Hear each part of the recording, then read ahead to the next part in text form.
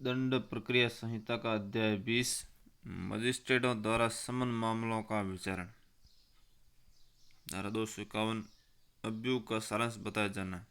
जब समन मामले में अभियुक्त मजिस्ट्रेट के समक्ष हाजिर होता है या लाया जाता है तब उसे अपराध की विशिष्टताएं बताई जाएगी जिसका उस पर अभियोग है और उससे पूछा जाएगा क्या वह दोषी होने का विवाद करता है अथवा प्रतिरक्षा करना चाहता है, किंतु यदि रीति आरोप विचित करना आवश्यक न होगा। धारा 252 दोषी होने के अभिभाग पर दोषसिद्धि। यदि अभियुक्त दोषी होने का अभिवचन करता है तो मजिस्ट्रेट अभियुक्त का अभिभाग यथासंभव उन्हीं शब्दों में लेखबद्ध करेगा जिनका अभियुक्त ने प्रयोग किया है, जिस उसके आधार पर उसे स्वविवेक अनुसार दोष सिद्धि कर सकेगा। धारा 253 छोटे मामलों में अभियुक्त की अनुपस्थिति में दोषी होने का विभाग पर दोष सिद्धि। जहां धारा 206 के अधीन समन जारी किया जाता है और अभियुक्त मजिस्ट्रेट के समक्ष हाजिर हुए बिना आरोप का दोषी होने का भी वचन करना चाहता है, वहां वह अपना विभाग अंतर्विष्ट करने वाला एक पत्र और समन में विनिर्दिष्ट जुर्माने की रकम डाक या संदेश वाहक द्वारा मजिस्ट्रेट को भेजेगा। तब मजिस्ट्रेट स्वविवेकानुसार अभियुक्त को उसके दोषी होने का विभाग के आधार पर उसकी अनुपस्थिति में दोष सिद्धि करेगा और समन में निर्दिष्ट जुर्माना देने के लिए दंडादेश देगा। अभियुक्त द्वारा भेजी गई रकम उस जुर्माने में समायोजित की जाएगी या जहां अभियुक्त द्वारा इस नियमित प्राधिकार प्लीडर अभियुक्त की ओर से उसके दोषी होने का विवचन करता है, वहाँ मजिस्ट्रेट यथासंभव प्लीडर द्वारा प्रयुक्त किए गए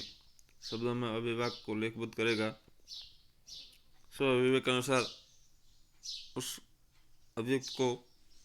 ऐसे विभाग को दोषी कर सकेगा, उसे यथापूर्व दंडादेश दे सकेगा। धारा 254 प्रक्रिया जब दोष सिद्धि न की जाए। यदि मजिस्ट्रेट अभियुक्त को धारा 252 या धारा 353 के अधीन दोष सिद्धि नहीं करता है तो वो अभियोजन सुनने के लिए सब ऐसे साक्ष्यों को जो अभियोजन के समर्थन में पेश किए जाए लेने के लिए और अभियुक्त को भी सुनने के लिए और सब ऐसा साक्ष्य जो वह अपनी परीक्षा में पेश करे लेने के लिए अग्रसर होगा। यदि मजिस्ट्रेट अभियोजन या अभियुक्त के आवेदन पर ठीक समझता है तो वह किसी साक्षी को हाजिर होने या कोई दस्तावेज या अन्य चीज पेश करने का निर्देश देने वाले समन जारी कर सकता है। मजिस्ट्रेट ऐसे आवेदन पर किसी साक्षी को समन करने के पूर्व ये अपेक्षा कर सकता है कि विचारण के प्रयोजन के लिए हाजिर होने के लिए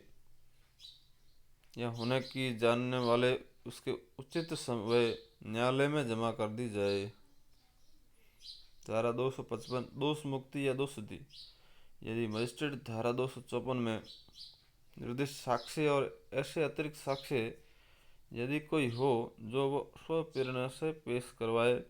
लेने पर यह निष्कर्ष पहुंचाता है कि अभियुक्त दोषी हैं तो वह दोष मुक्ति का आदेश अभिलिखित करेगा। जहां मजिस्ट्रेट धारा 325 या धारा 360 के बंदों के अनुसार कार्रवाई नहीं करता है, वहाँ यदि वह निष्कर्ष पर पहुंचता है कि अभियुक्त दोषी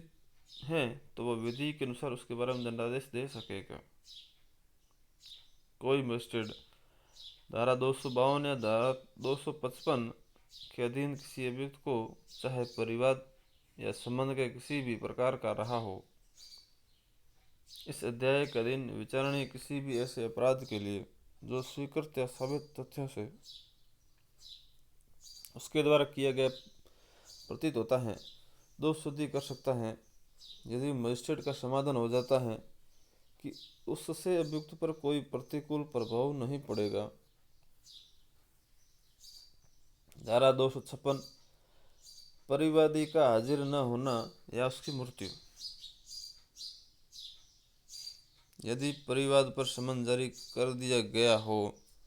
और अभियुक्त की हाजिरी के लिए नियत दिन या उसके पश्चातवर्ती किसी दिन जिनके लिए सुनवाई स्थगित की जाती है परिवादी हाजिर नहीं होता है, तो मजिस्ट्रेट इसमें इसके पूर्व किसी बात के होते हुए भी अभियुक्त को दोष मुक्त कर देगा जब तक वो किन्हीं कारणों से किसी अन्य दिन के लिए मामले की सुनवाई स्थगित करना ठीक न समझे। परंतु जहां परिवादी का प्रतिनिधित्व प्लीडर द्वारा या अभियोजन का संचालन करने वाले अधिकारी द्वारा किया जाता है, या जहां मजिस्ट्रेट की यह राय है कि परिवादी की व्यक्तिगत हाजिरी आवश्यक नहीं है, वहाँ मजिस्ट्रेट उसकी हाजिरी से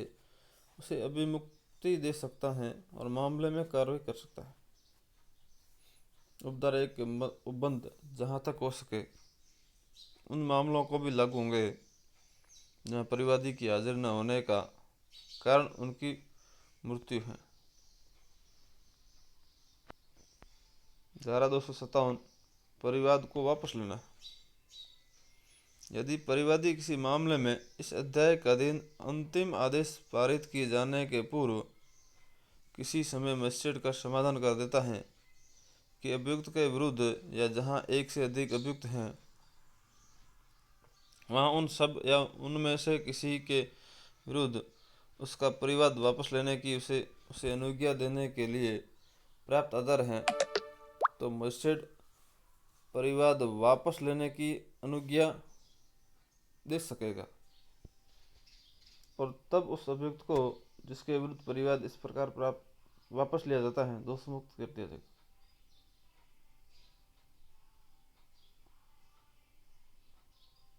कुछ मामलों में कार्रवाई रोक देने की शक्ति। धारा 258 परिवाद से भिन्न आधार पर संस्थित किसी समन मामले में कोई प्रथम वर्ग मजिस्ट्रेट अथवा मुख्य न्यायिक मजिस्ट्रेट की पूर्व मंजूरी से कोई अन्य न्यायिक मजिस्ट्रेट ऐसे कारणों से जो उसके द्वारा लेखबद्ध किए जाएंगे कार्रवाई को किसी भी प्रक्रम में कोई निर्णय सुनाए बिना रोक सकता है, और जहां मुख्य साक्षियों के साक्ष्य को अभिलिखित किए जाने के पश्चात इस प्रकार कार्रवाइयां रोकी जाती हैं वहां दोष मुक्ति का निर्णय सुना सकता है, किसी अन्य दिशा में अभियुक्त को छोड़ सकता है।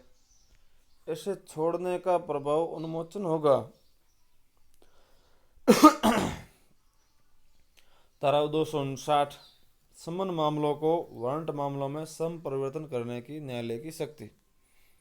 जब किसी ऐसे अपराध से संबंधित समन मामलों में विचारण के दौरान जो 6 माह से अधिक अवधि के कारावास से दंडनीय है,